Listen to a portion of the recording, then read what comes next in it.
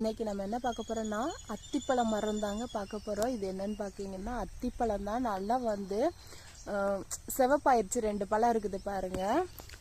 இந்த மரம் வந்து நல்லா பெருசா இருக்குதுங்க, பெருசாகி ஆனால் ஃபுல்லாமே வந்து செடி அப்படிலாம் அதுங்களே.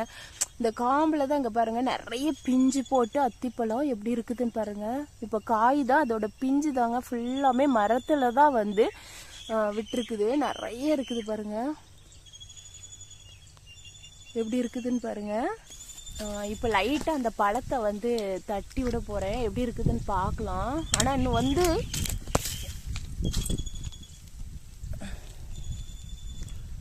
எப்படி இருக்குதுன்னு பாருங்க. ஆனால் இன்னும் வந்து பழுத்துருச்சுன்னு நினைக்கிறேன். இந்த பழம் வந்து பழுத்துருச்சுங்க, பழுத்துட்டு இங்கே பாருங்க. அத்திப்பழத்தை பொறுத்தளவு உள்ளே வந்து நிறைய விதை இருக்குங்க.